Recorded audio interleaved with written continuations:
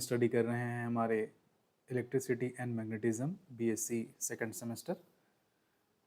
आज उसी यूनिट के एप्लीकेशन पोर्शन गॉस लॉ के सेक्शन में हम अपने थर्ड एप्लीकेशन को पढ़ने वाले हैं, जो कि हमारे एनईपी के सिलेबस में हमें दिया गया है, जिसका टाइटल है एक समान आवेशित चादर के कारण विद्युत क्षेत्र की तीव्रता।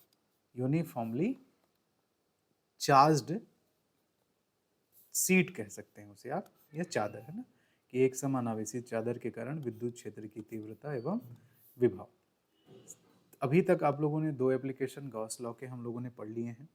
इससे आप लोगों को एक बेसिक आइडिया समझ में आ गया होगा कि हमें जो भी स्ट्रक्चर कहा जाता है, चाहे वो लाइन चार्ज हो, पॉइंट चार्ज हो, स्फेरिकल सीट है, चादर है, कंडक्टर है, हमें उस दिए हुए सब्सटेंट या जो ऑब्जेक्ट है उस पे कितना चार्ज डिस्ट्रीब्यूटेड है ओवर द सरफेस, ये कैलकुलेट करना होता है। ठीक, कितना आवेश का वितरण उसकी पूरे सतह पे है, ये कैलकुलेट करके हमें फ्लक्स निकालना रहता है। पहला टारगेट ये रहता है। और दूसरा, गॉस के नियम के स्टेटमेंट में फ्लक्स की जो परिभाषा, किसी भी एक बंद पृष्ठ से होके जाने वाले फ्लक्स की जो परिभाषा दी गई है कि phi is equal to total charge upon epsilon not, उससे उस निकाले हुए फ्लक्स की तुलना करके हम इलेक्ट्रिक फील्ड की इंटेंसिटी फाइंड करते हैं। और देन फॉरवर्ड हम वोल्टेज के बेसिक डेफिनेशन से कि माइनस किसी एक पॉइंट से अगले पॉइंट तक चार्ज को लेके जाने में किया गया कार्य ही हमारा पोटेंशियल के इक्वल होता है। तो इलेक्ट्रिक फील्ड की इंटेंसिटी और इंटीग्रेशन ऑपरेटर को पुट करके हम उसको कैलकुलेट करते हैं। तो कुछ उस तरह से ही एक ओवरऑल कॉन्सेप्ट है। तो यहाँ पे एक समान आवेशित चादर के कारण विद्युत क्षेत्र की तीव्रता जो हमें ज्ञात करनी है, उसके लिए ये डायग्राम आप बनाएंगे कि मान लीजिए ये एक चार्ज सीट है, उसमें छोटा सा एक एरिया खंड हम लोग यहाँ पर लिए हुए हैं इस तरह से। तो चित्रानुसार सिग्मा पृष्ठीय आवेश घनत्व। अब यहाँ पर जो आवेश घनत्व का जो हमारा कंसेप्ट था, इससे पहले लाइन चार्ज आप पढ़े तो रैखिक आवेश घनत्व लैम्डा हमने जाना, और चूंकि आवेश यहाँ पर सतह में फैला हुआ है इसलिए पृष्ठीय आवेश घनत्व यहाँ पे हमें मिलेगा, जिसे सिग्मा कहा जाता है। तो आवेशित चादर के समीप स्थित किसी बिंदु पर हमें विद्युत क्षेत्र की तीव्रता ज्ञात करनी है। तो आवेशित चादर के समांतर एक बेलनाकार गॉसियन पृष्ठ की हम क्या करते हैं जी, रचना करते हैं। इसके पैरेलल ये वाला हमारा गॉसियन पृष्ठ है, और इसमें छोटा सा एक हमारा एरिया वाला खंड हम लोग इमेजिन कर लेते हैं, जिसकी एरिया क्या है, कैपिटल ए से डिनोट करते हैं। तो विद्युत क्षेत्र ई की दिशा में बेलन के वक्र पृष्ठ के समांतर एवं अनुप्रस्थ काट के क्षेत्रफल बी एवं सी के लंबवत। अब चूंकि ये डायग्राम अगर आप इसको समझें कुछ, तो मान लीजिए ये एक चादर है, तो ये बेलन इसके पैरेलल यहाँ पे बना हुआ है, ऐसे आप समझ सकते हैं, ऐसे। ठीक, 1 सेकेंड।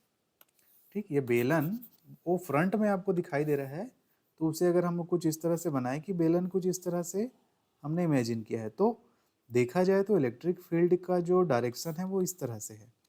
और अगर ये बेलनाकार पृष्ठ है इस तरह से, तो इसका वक्र पृष्ठ ये वाला पोर्शन कहलाएगा, ये वाला पोर्शन इसका वक्र पृष्ठ है।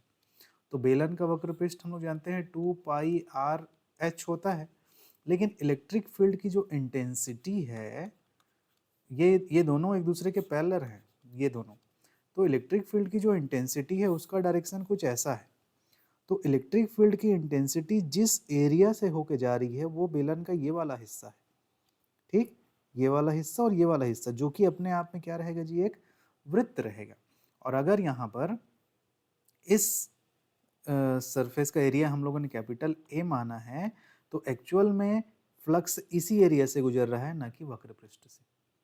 तो यहाँ पर इस गॉसियन पृष्ठ के लिए हमारे पास दो एरिया फील्ड हमने डिफाइन किया, कि एक जहाँ से ये फील्ड आउट कर रहा है ए, और ये बी, इस तरह से। तो क्या लिखा है, ध्यान से यहाँ समझेंगे कि इस पर इस बेलन के वक्र पृष्ठ से गुजरने वाला विद्युत फ्लक्स शून्य होगा, क्योंकि वक्र पृष्ठ विद्युत क्षेत्र के समांतर है। हमें फ्लक्स केवल वही लेना होता है जो कि विद्युत क्षेत्र की दिशा के अभिलंबवत होता है, जो पृष्ठ। तो ये जो हाईलाइट मैं यहाँ पे कर रहा हूँ ये वक्र पृष्ठ है बेलन का, और ये तो समांतर है हमारे इलेक्ट्रिक फील्ड के डायरेक्शन के। तो समांतर के कंडीशन में इससे कोई भी फ्लक्स नहीं गुजरेगा। हमें अभिलंबवत पृष्ठ चाहिए, जो पृष्ठ अभिलंबवत होता है वहां से विद्युत फ्लक्स हमें प्राप्त होता है। ठीक, तो ये वाले जो पृष्ठ हैं हमारे, ये वाले, ये विद्युत क्षेत्र की दिशा के अभिलंबवत इससे गुजर रहा है, ये डायरेक्शन हमारा, इसलिए इनसे हमें मिलने वाला है। ठीक, तो उस चीज को ध्यान में रखते हुए देखिए, बस बहुत इजी सा प्रूफ है इसका। इस प्रकार बेलन के वक्र पृष्ठ से गुजरने वाला विद्युत फ्लक्स ये शून्य होगा। तो इस प्रकार गॉसियन पृष्ठ के अनुप्रस्थ काट से गुजरने वाला कुल फ्लक्स, अनुप्रस्थ काट किसको बोलेंगे, कि ये वाला और एक ये वाला, तो total flux y is equal to E A, क्योंकि यहाँ पर का एरिया भी ए है और यहाँ पर का एरिया भी ए है, और ई ए दोनों जगहों के लिए। तो पॉइंट नंबर बी और सी के लिए हमारे मेन डायग्राम में लिखा है पॉइंट नंबर बी ये वाला और सी ये वाला, इन दोनों जगहों के लिए। तो टोटल फ्लक्स क्या हो गया जी, phi is equal to 2EA, first equation. ठीक, अब हम चलते हैं अपने गॉस के थ्योरम के स्टेटमेंट में। गॉस के थ्योरम का स्टेटमेंट क्या कहता है कि phi is equal to total charge upon epsilon not, और चूंकि यहाँ पे चार्ज जो है पृष्ठीय आवेश के तौर पे डिस्ट्रीब्यूटेड है, तो चार्ज को कैसे डिफाइन करते हैं हम लोग जी, सिग्मा ए से, है ना, जहाँ सिग्मा क्या है, पृष्ठीय आवेश घनत्व, तो क्यू की जगह आप क्या रख देंगे, सिग्मा ए। तो ये हमारा इक्वेशन नंबर 2 हो गया। अब इक्वेशन नंबर 1 और 2 दोनों ही सेम चीज़ को रिप्रेजेंट करते हैं, इसलिए आप दोनों को इक्वेट कर देंगे, और इस तरह से सिंप्लीफाई करने से आपको ये एक फॉर्मूला आउटपुट में मिलता है कि electric field E is equal to sigma upon 2 epsilon not. तो यहाँ पे कोई भी डिस्टेंस या रेडियस वाला कंसेप्ट यहाँ पे नहीं है, जो आया है वो केवल चार्ज डेंसिटी है, सरफेस चार्ज डेंसिटी, और एप्सिलॉन नॉट एक कांस्टेंट है। मतलब किसी समतल चादर के लिए विद्युत क्षेत्र की तीव्रता दूरी पे निर्भर नहीं करती, उस पे जितने चार्ज डिस्ट्रीब्यूटेड हैं हमारे, उन्हीं पे वो निर्भर करता है। ठीक, तो इस चीज को आप जरूर समझें कि ये उसके यहाँ क्या लिखा है उसको देखते हैं। इस प्रकार किसी भी बिंदु पर विद्युत क्षेत्र की तीव्रता चादर से दूरी पर निर्भर नहीं करती। ये बहुत मेन पॉइंट है, इसे जरूर आप अपने आंसर के लास्ट में लिखें।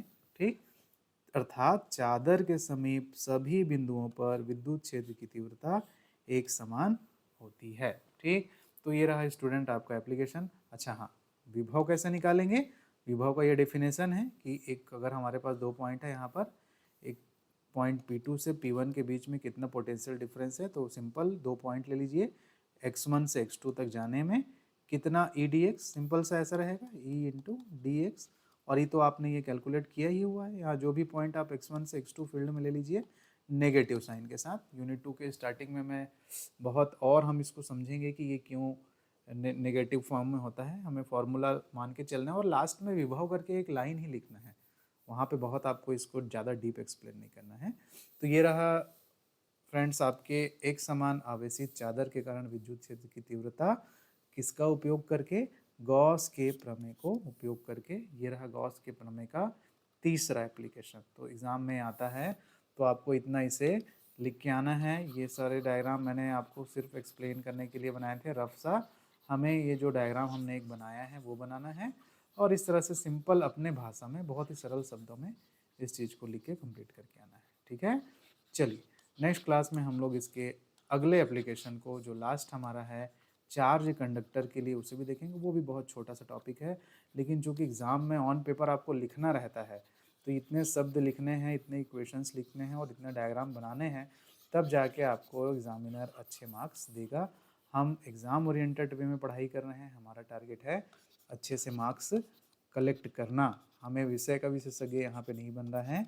एक हिंदी मीडियम का स्टूडेंट कितना आंसर लिखे, कैसे लिखे, उस पे हम टारगेट कर रहे हैं अपने कॉन्सेप्ट्स को क्लियर करते हुए। ठीक है, तो नेक्स्ट क्लास में हम लोग अब अपने नेक्स्ट जो हमारे एप्लीकेशन है उसको प्रूफ करेंगे। ठीक है, ओके, थैंक यू।